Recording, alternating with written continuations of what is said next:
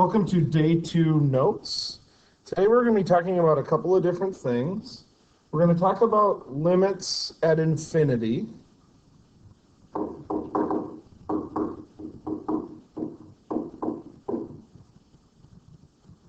Plus or minus infinity. We're also going to start looking at limits as limits of functions. So limits of functions. To look at limits of infinity, we're going to start with a graph. So I'm going to draw a graph here, and we're going to talk about the limits as x goes to plus or minus infinity.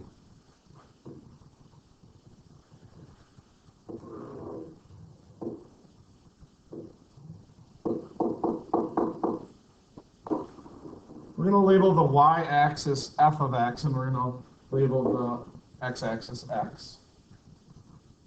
Here we're going to have a certain graph.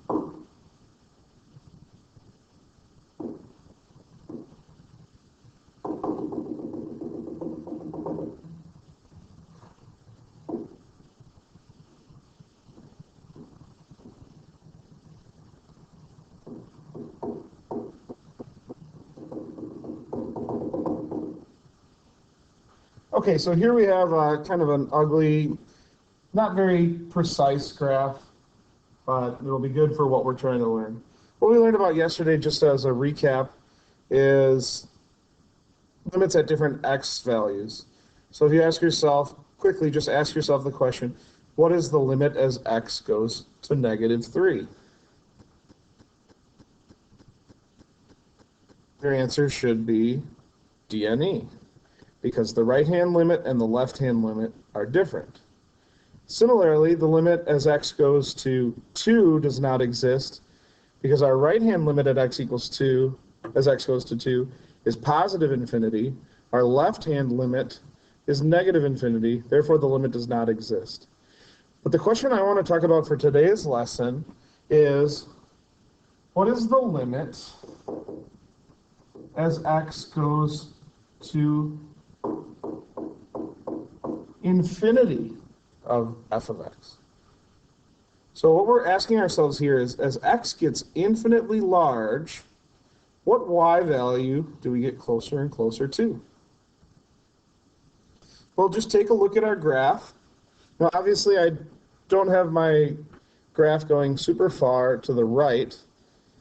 Right? I stopped at the 4 marking, but I could have marked out to maybe 10. But we're asking ourselves,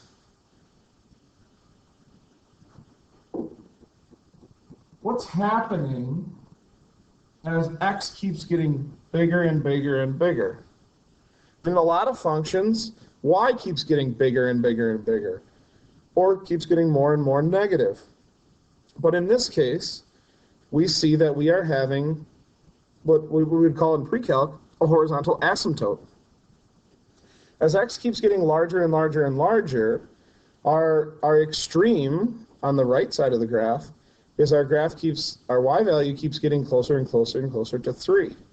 Now, if I had a calculator and I traced at x value of 100, I might have 3.001 or something like that. Okay. So the limit as x goes to infinity is just an extreme. It's just a horizontal asymptote, but it's the horizontal asymptote obviously on the positive right side of the graph. So our limit as x goes to infinity here would equal 3. So we see there our limit as x goes to infinity of f of x equals 3. What then would you suppose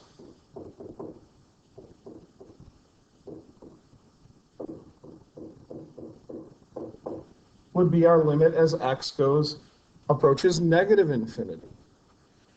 As x gets infinitely negative, going to the far left on our graph, what y value are we approaching?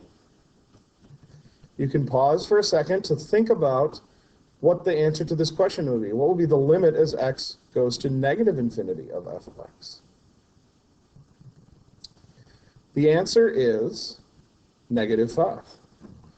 As we see here, when I trace my graph and I make x a bigger and bigger negative, a more and more negative number, we see that our y value is plateauing. It's plateauing at a value of negative 5.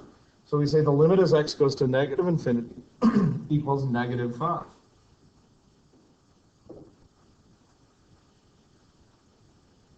Graphs are pretty easy to determine what our limits are at plus or minus infinity. And in fact, when you're asked a question about horizontal asymptotes, on the AP Calc exam, they might say, what is the horizontal asymptote of this particular function? Anytime they ask that question, here's what we need to do.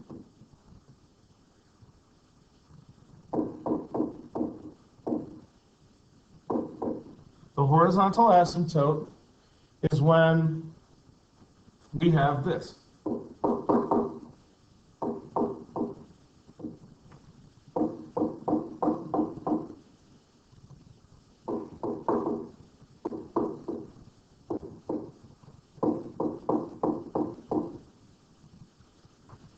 For a horizontal asymptote, we need to check both the limit as x goes into infinity of f of x and the limit as x goes to negative infinity of f of x.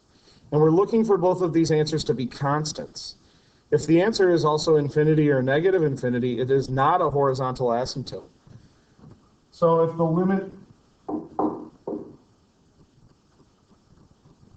limit as x goes to infinity of f of x equals a, and let's say that the limit as x goes to negative infinity equals b, then we would say we have two horizontal asymptotes. We have a horizontal asymptote at y equals a, and we have a horizontal asymptote at y equals b. Sometimes both the limit as x goes to infinity and the limit as x goes to negative infinity are the same number. If they are, then that's the horizontal asymptote, and it's reflected on both sides of the graph. However, sometimes those two could be different constants, and then each of them would have to be a horizontal asymptote of our function. If, let's say, the limit as x goes to infinity is a constant, and the limit as x goes to negative infinity is positive infinity, then we would have only one horizontal asymptote that would be on the right side of the graph, and vice versa. Okay. So let's talk about, we're going to come back to limits at infinity in a second, but I want to transition into talking about limits of functions. So now we're removing the graph, and we're just going to solve limit problems without looking at a graph.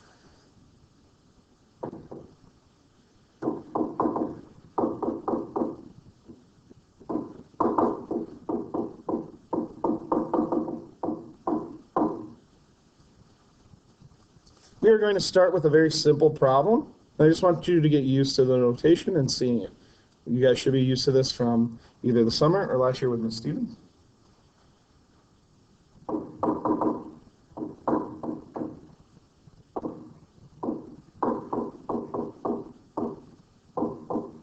Our first question says, the limit as x approaches 3 of the function 2x plus 5. We're trying to evaluate this limit as x goes to 3. Now, I know we're solving this by hand, but I want to start by looking at how this looks on a graph. So I'm going to go ahead and graph the function 2x plus 5.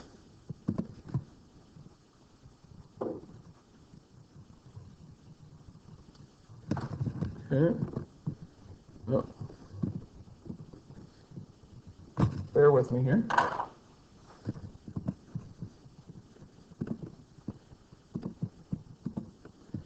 Okay, and I'm just going to look at this under our standard window. We see here we have this graph, and we want to know what's happening as x approaches 3. Well, what we can try is, let's try tracing 3. When we do that, we see we get a y value of 11. The problem is that's not on my window right now, so I'm going to change my window.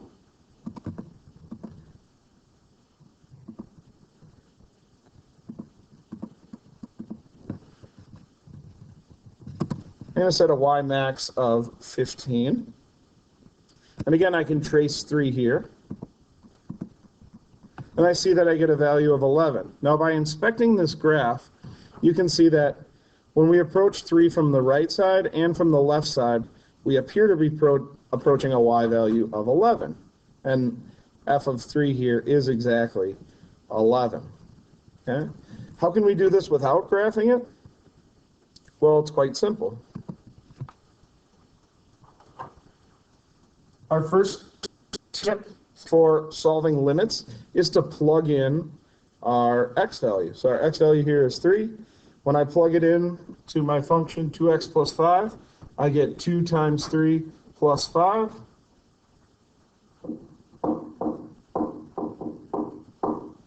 And that does equal 11.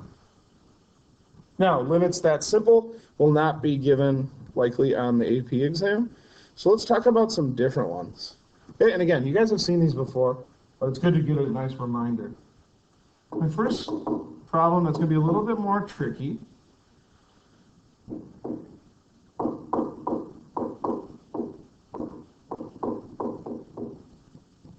is I want the limit as x approaches negative 6 of x squared minus 36 over x plus 6. Now, our first strategy should be to plug in negative 6 and see if we get a number. If we just get a nice numerical answer, then that's our answer for our limit. Well, let's see what happens when we do that.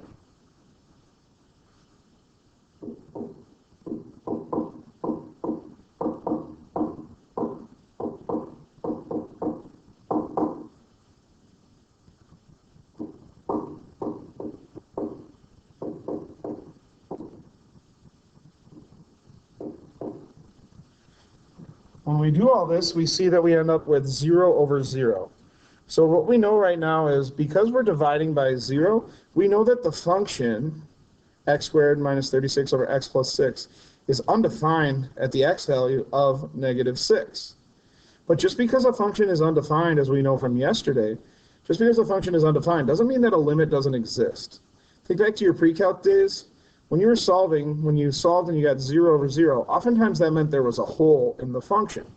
So what we want to do is let's inspect this on the graph. So I'm going to go back to my graphing calculator.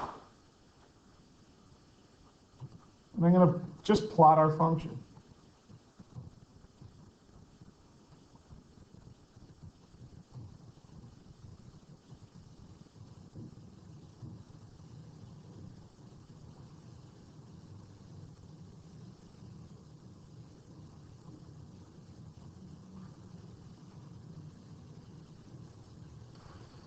Okay.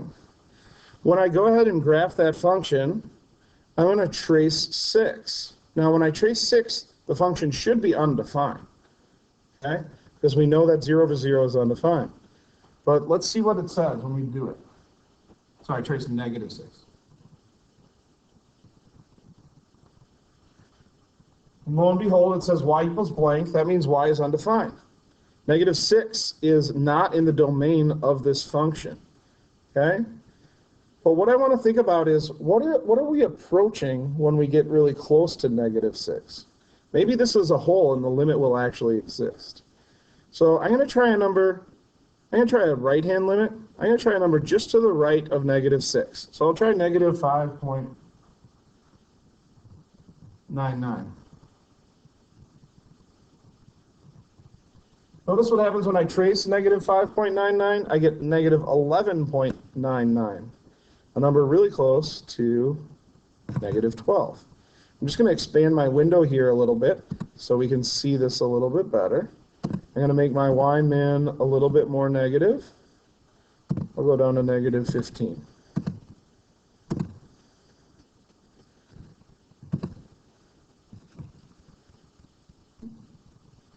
I also want to trace a number. I want to do a left-hand limit, so I'm going to trace a number just to the left side of negative 6. So I'll call it negative 6.01. When I do that, I get a number of negative 12.01. So using your deduction here, we can't really see this on the calculator, but there is a hole right there. But what do we notice about the right-hand and the left-hand limit? Well, the right-hand limit seems to be going towards negative 12.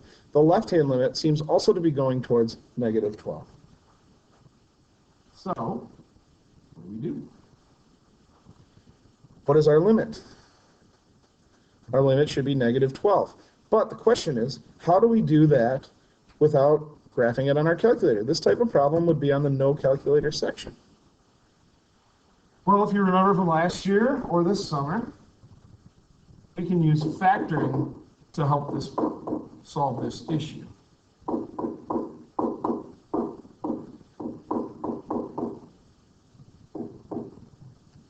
One strategy without a calculator, we're going to learn an even better strategy later this year.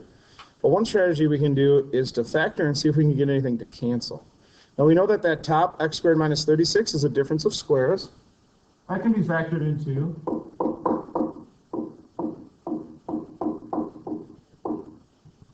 x plus 6 and x minus 6. On the bottom, we still have x plus 6. We can now cancel the x plus 6's, and we're left with simply x minus 6. In fact, this function, x squared minus 36 over x plus 6, is the exact same as the function x minus 6, except for at the point x equals negative 6. That part is not in the domain. Okay? Now, once you have factored and canceled, now we solve our limit the way we did on the very first example by plugging in. Now when I plug in negative 6 for x, I get negative 6 minus 6 for an answer of negative 12.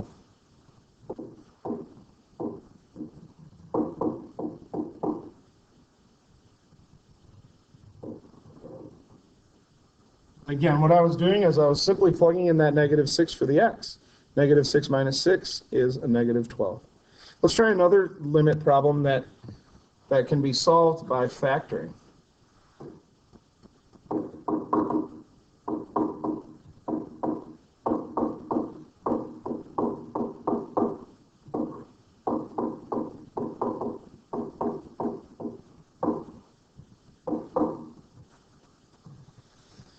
Go ahead and pause the video here and try to see if you can solve this problem.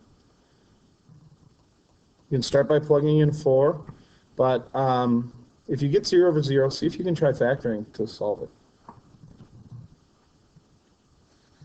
Okay, we're back. When I plug in 4 on top, I get 16 minus 4 minus 12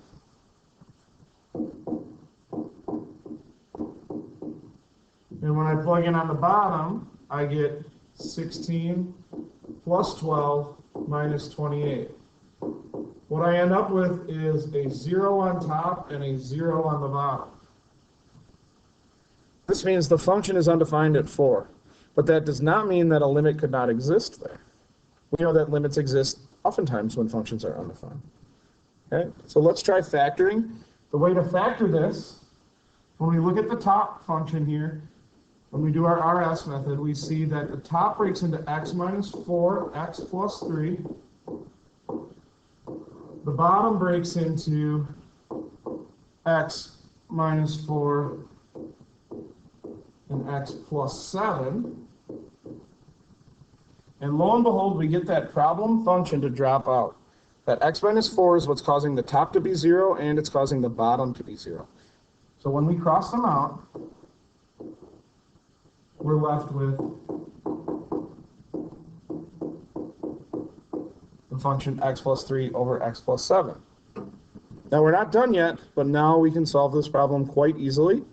What we want to do now is plug in 4 for x, and when we plug in 4 for x, we get 7 on top, and we get 11 on the bottom. So our limit is 7 over 11.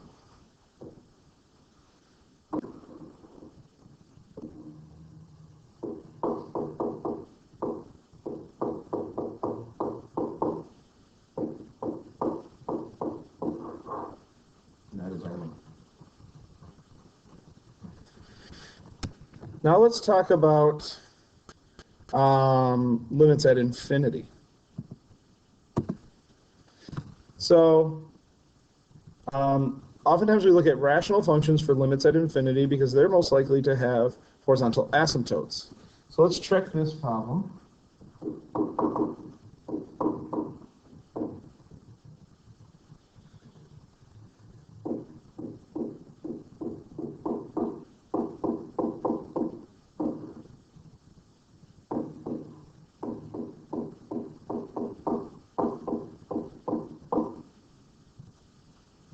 On this problem, we see that we have the limit as x goes to infinity of 5x to the fourth plus 3x plus 1 over 10x to the fourth plus 2x minus 7. Now we know that limits as x goes to infinity just corresponds to horizontal asymptotes.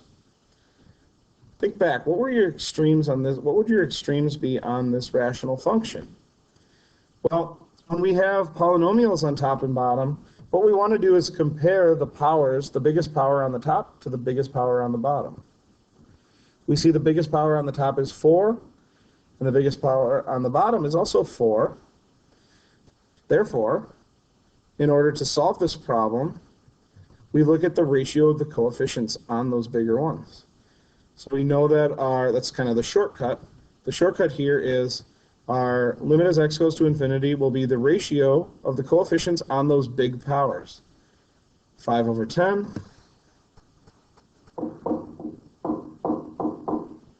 which equals 1.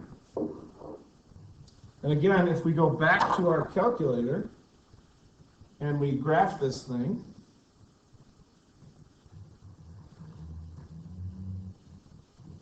we have 5x to the fourth plus 3x, I can't remember if I did, plus 1 and minus 1, plus 1.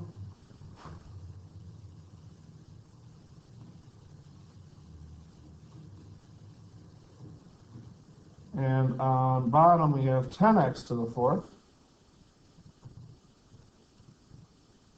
Oops, I read it as 100.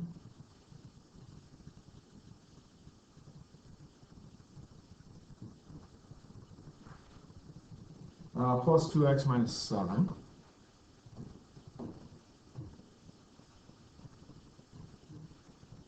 When I create my window here, I want my x max to be pretty big so I can see what's happening way out here.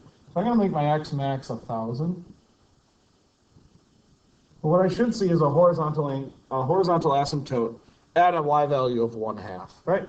So when I trace out here, we can see that our y value is rounding it to 0.5, which is exactly what we want to see.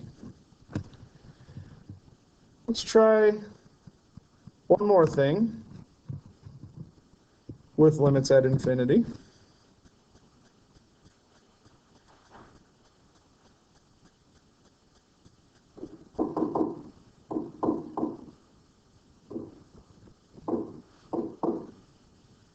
Let's take a look at the function e to the x. We want the limit as x goes to infinity of e to the x. Now, it's going to be helpful this year to just have an idea of what the regular function, the parent function e to the x looks like. It looks like this.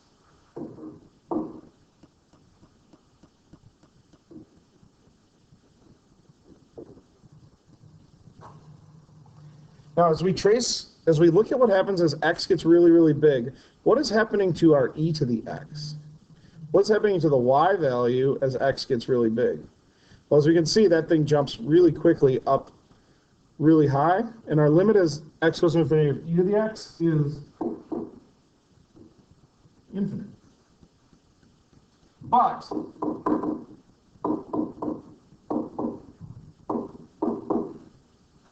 what do we see when we look at the limit as x goes to negative infinity of e to the x? Well, that's different. As x gets infinitely small, e to the x approaches a y value of 0.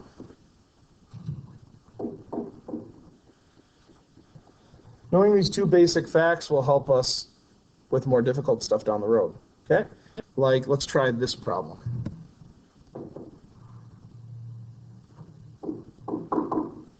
Oops.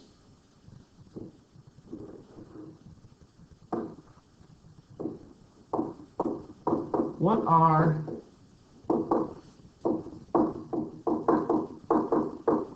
the horizontal asymptotes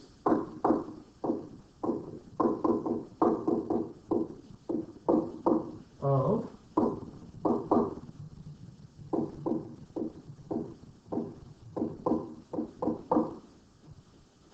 So again, this says, what are the horizontal asymptotes of the function y equals 15 over e to the x plus 3?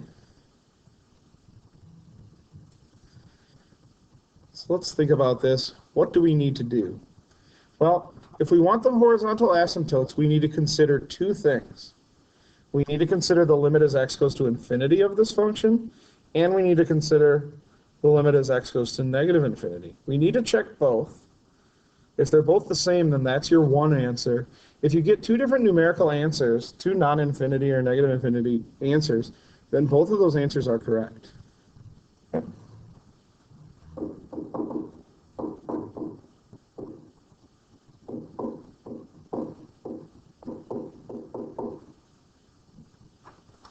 So let's start with the positive and infinite limit.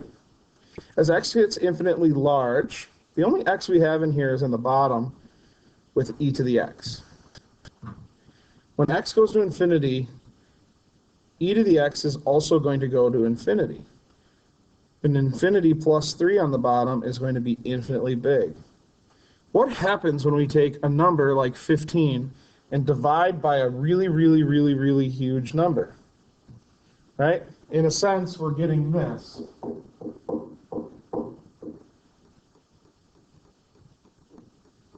Kind of use a wavy equal sign.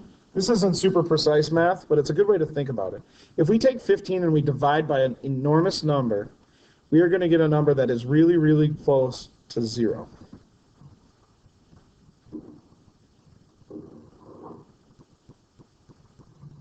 So y equals 0 is a horizontal asymptote of that function.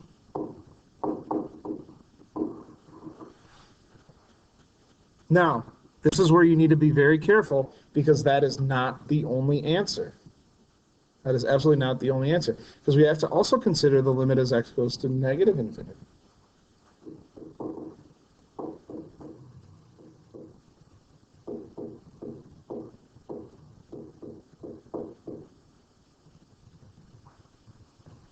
So take a look at this.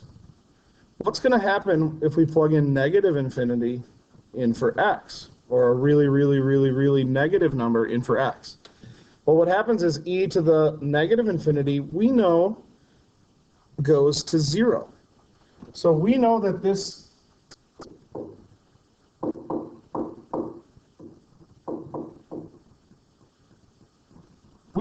that e to the x, e to the negative infinity, is going to 0.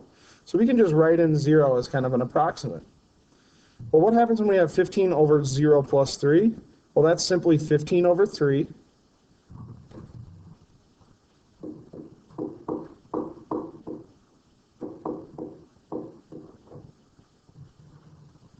We know that we get an answer of 5.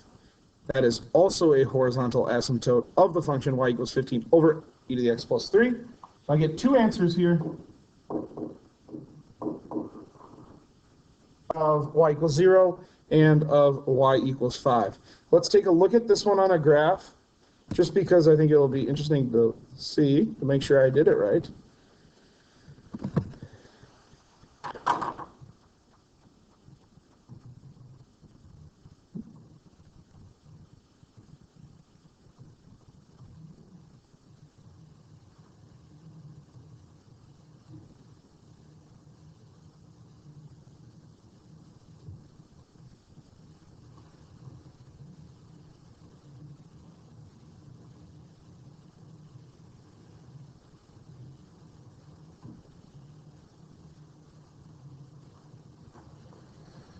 So take a look at our graph here of this function.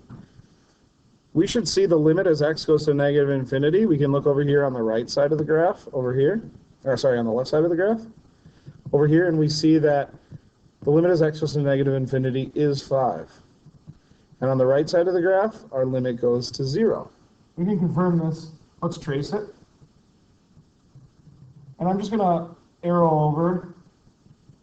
We can see that, yes, it is approaching 5. It's rounding it up to 5 there.